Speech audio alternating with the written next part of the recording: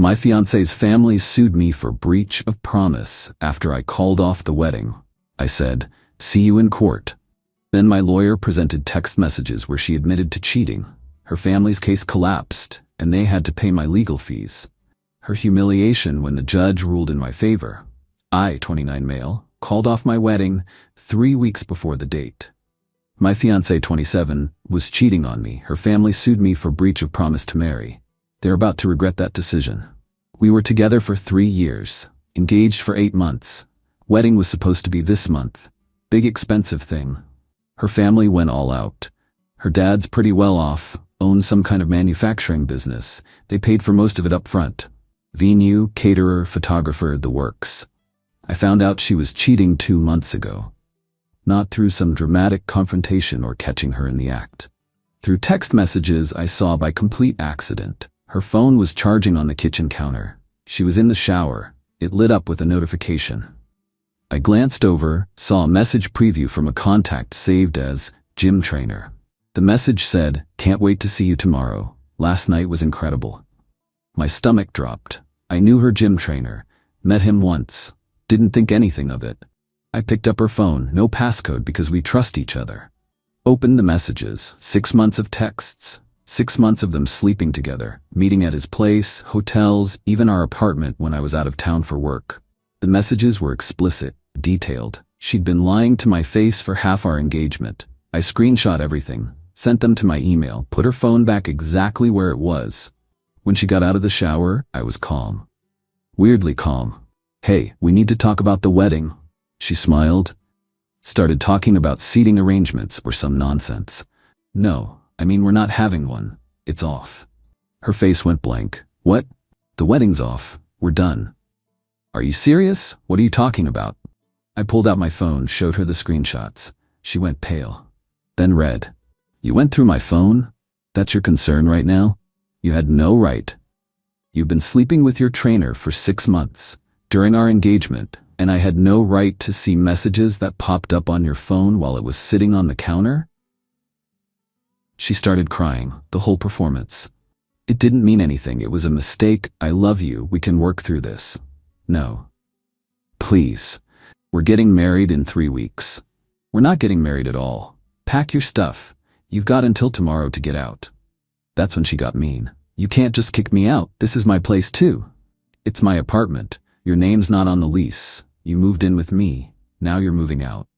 She called her parents. They showed up an hour later. Her dad, her mom, her older brother. All of them looking at me like I was the bad guy. Her dad started immediately. "What's this about calling off the wedding? Do you have any idea how much money we've spent? Your daughter's been cheating on me for 6 months. I have proof.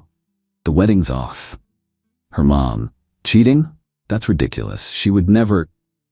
I showed them the screenshots. Just a few. Enough to make the point without being graphic. Her dad's face went hard. Looked at his daughter. "Is this true?" She was full on sobbing now. "Daddy, it was a mistake. It didn't mean anything." "How long?" "It doesn't matter." "How long?" 6 months, she whispered. Silence. Her mom looked like she might faint. Her brother just stared. Then her dad turned back to me. "Okay, this is bad.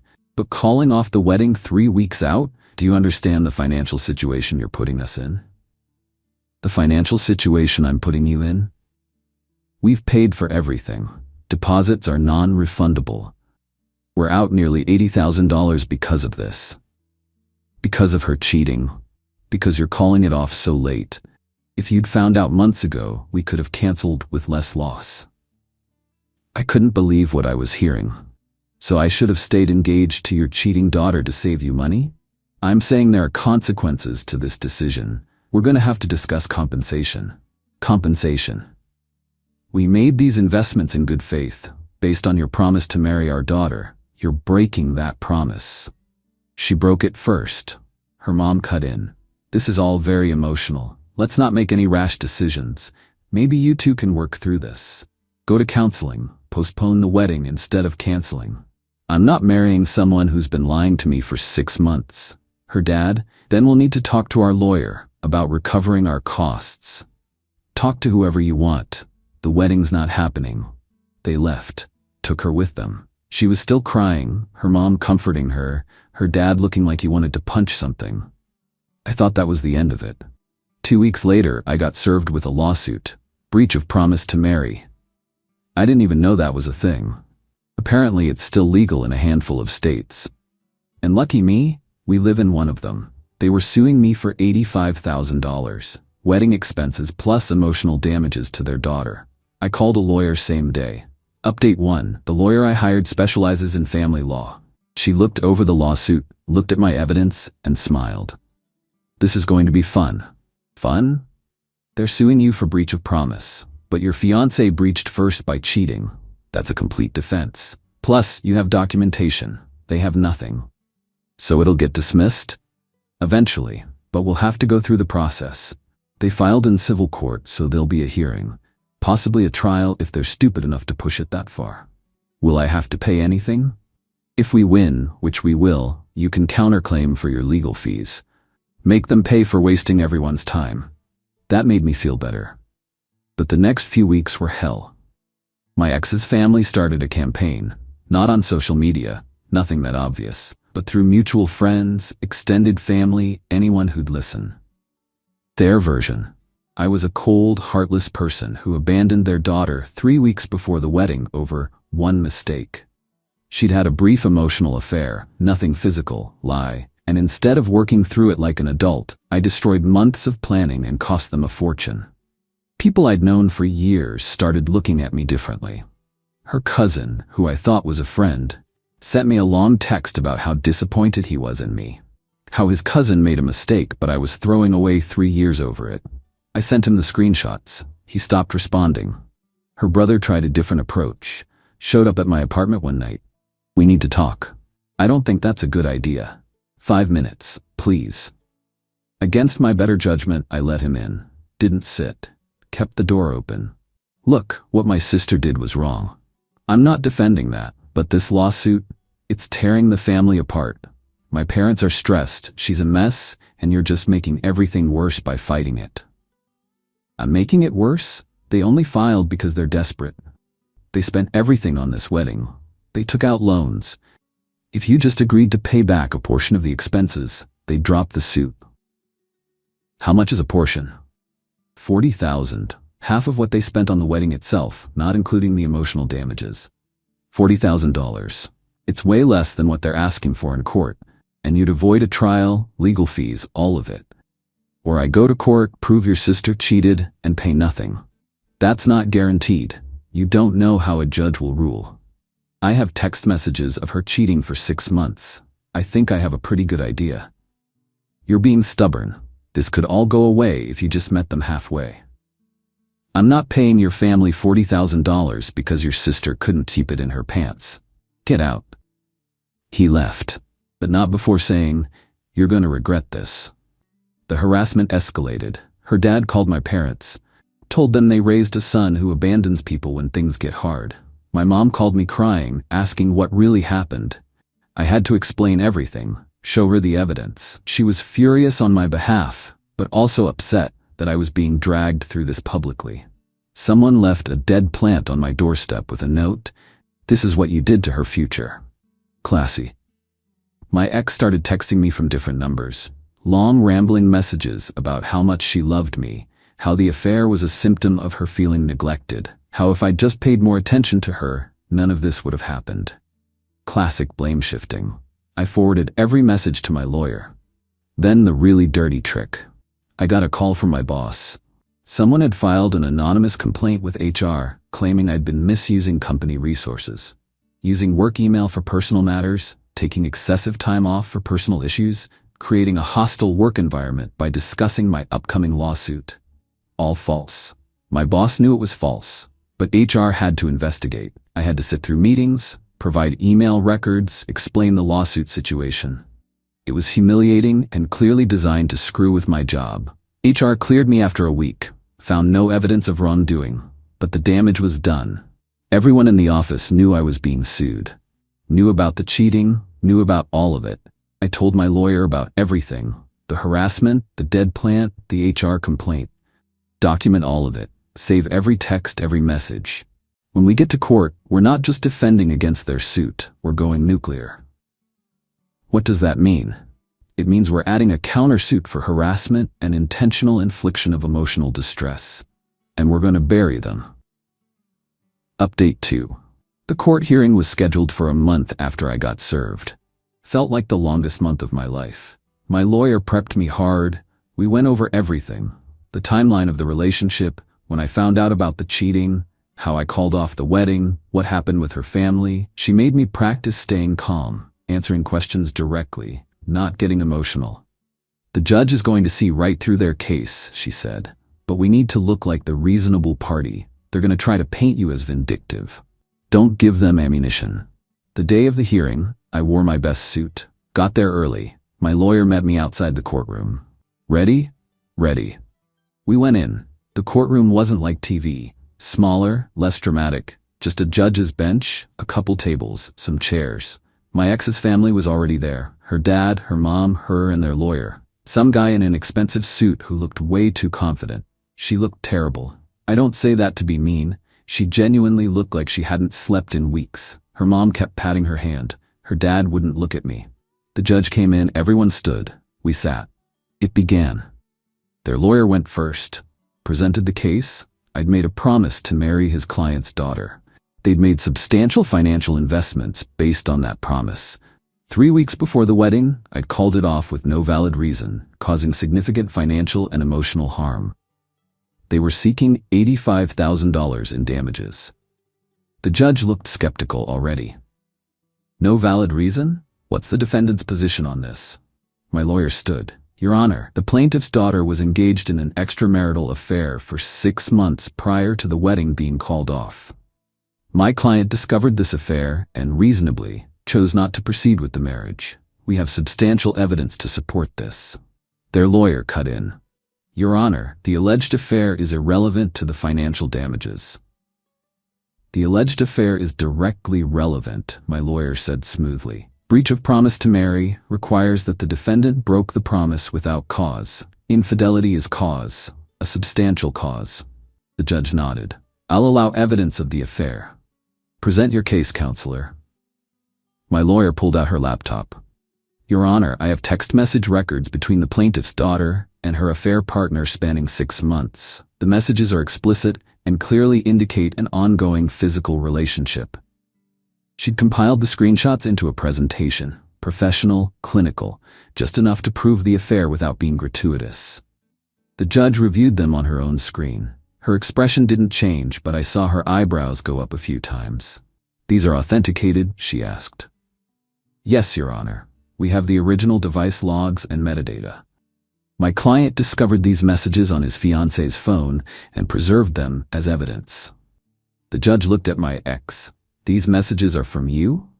She was crying. Again, yes, but were you engaged to the defendant when these were sent? Yes. And you were having a sexual relationship with another man during your engagement? She looked at her lawyer. He nodded. Yes, Your Honor, but I made a mistake. I wanted to work through it. He refused.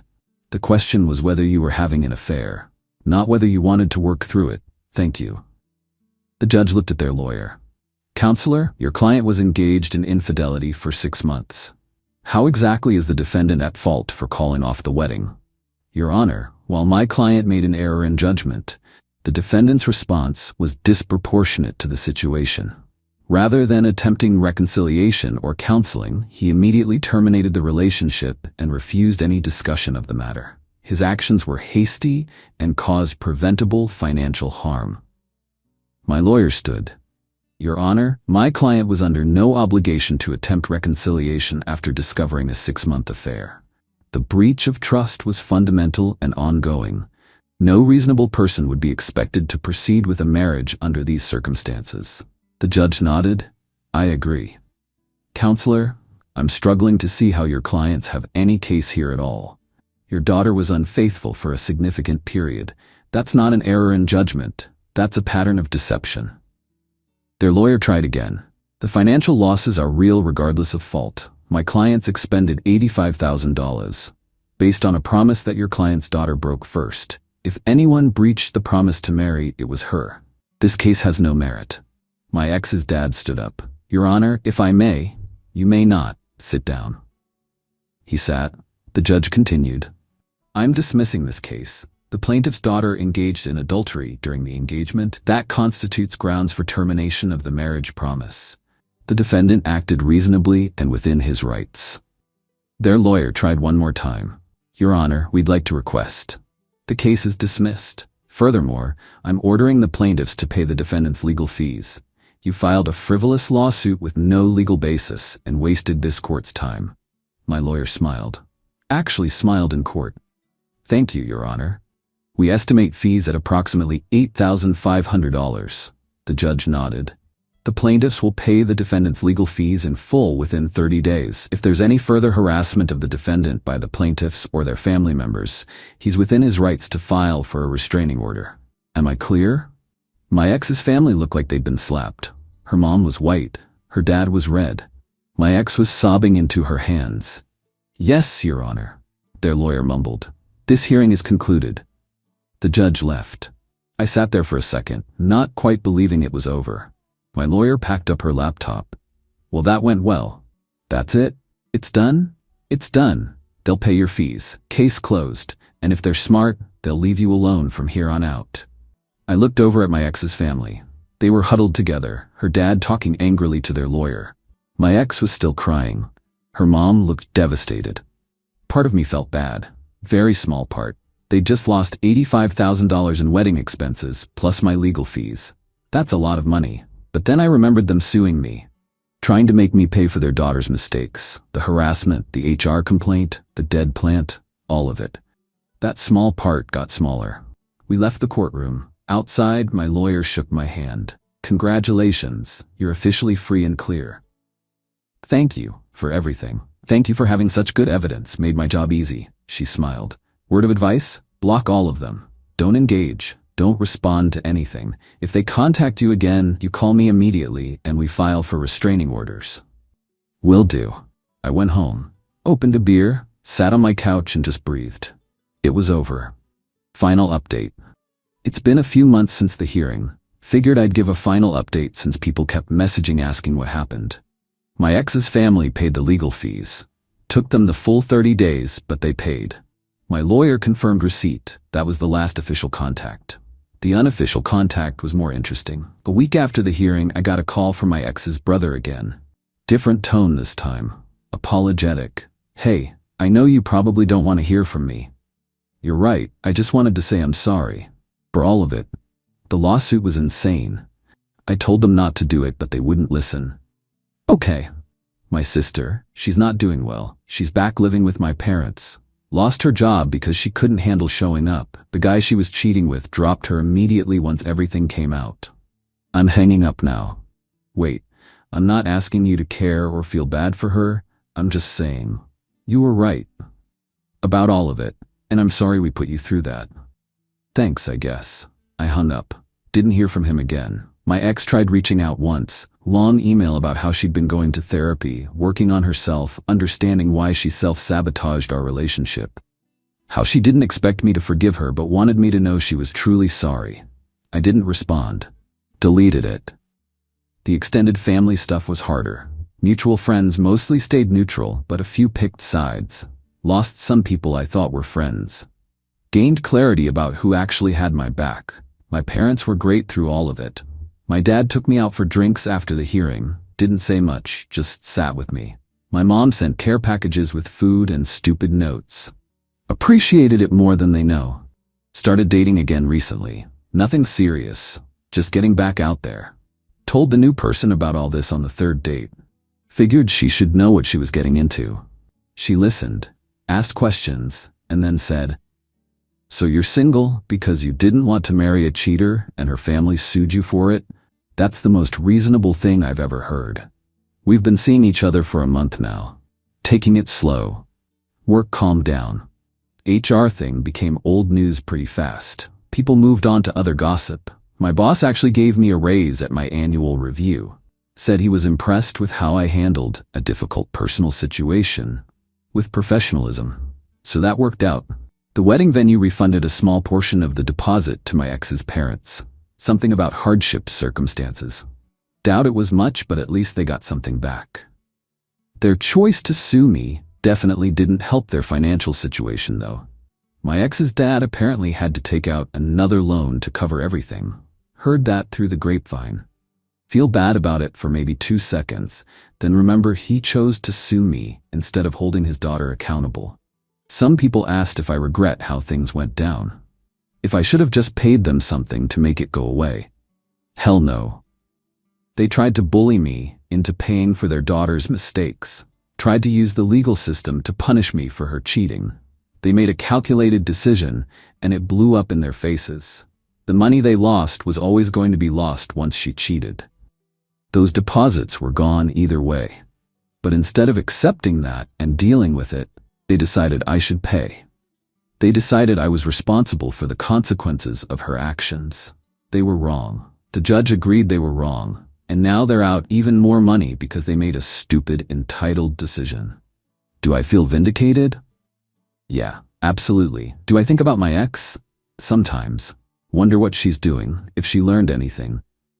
Mostly don't care, though. The whole experience taught me a lot about boundaries, about not tolerating disrespect, about standing up for yourself even when people tell you you're being unreasonable.